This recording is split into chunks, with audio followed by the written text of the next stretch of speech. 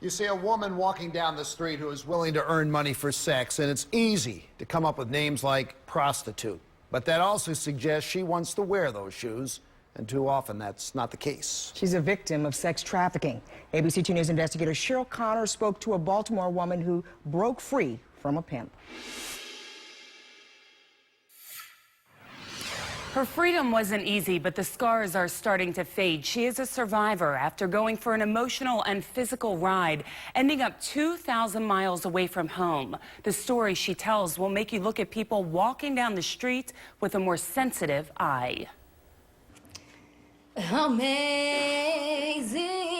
grace, oh how sweet the sound that... Her voice will give you chills, the elegance, the power behind the words, and at this point, Amazing Grace is the meaning of her life. I once was lost. We agreed to hide her identity, so you will only see her as a shadow on the wall of her Baltimore home. The story about 1 month of her life, more than 3 years ago, is why we agreed to hide the face of a survivor of sex trafficking. It doesn't matter where you come from.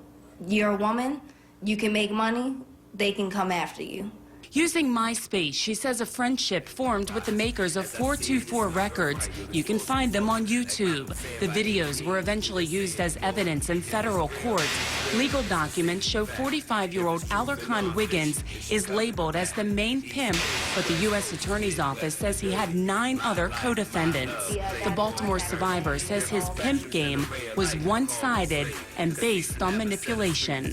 They had their rights to their songs, they had music videos, they had the equipment, they had the studio, they had the video girls, they had the bling bling. That bling made it all seem legit. They shared an interest in music for about 2 months before meeting.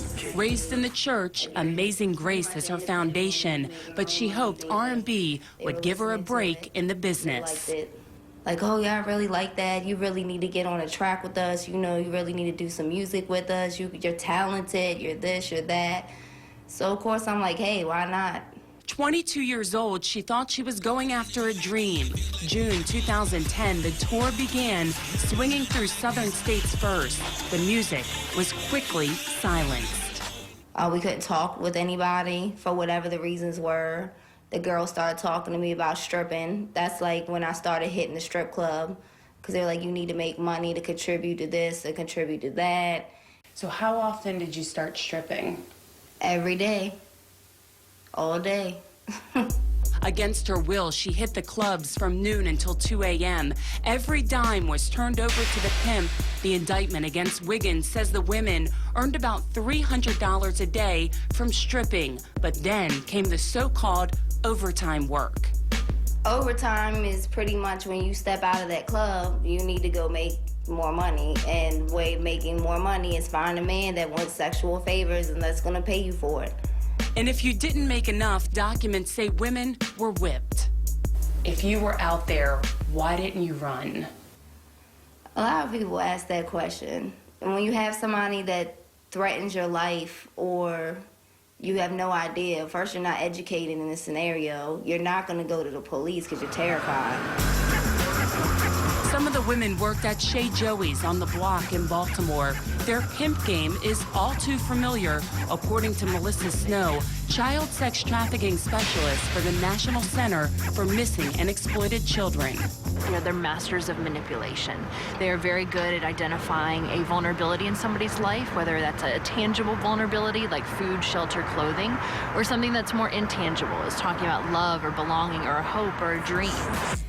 One woman's dream turned into a nightmare. There were stops in Atlanta, New Orleans, and El Paso before finally breaking free from a hotel with one other woman. Like, grabbed a Bible and we started writing on blank pages in that Bible. There's so many nights that I prayed, and I was like, God, please forgive me in this situation. And help me find a way out. She's out, now helping shed light on how she ever got in. Don't believe everything you hear. You know, definitely check into what it is that you're getting into. tell people about it. I once was lost, but now I'm found. I was blind, but now I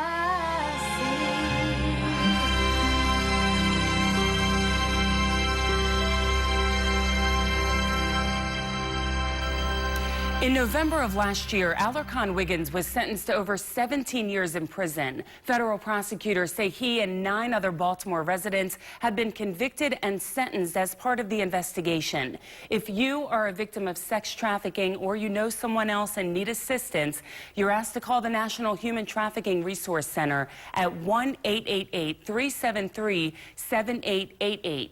We have more information on our website, and our expanded coverage looks at the legislation proposed in Annapolis. Coming up at 11, why the survivor feels many people could have busted this ring before it went down, and what's being done to educate law enforcement on the pimp game. Cheryl Connor, ABC 2 News.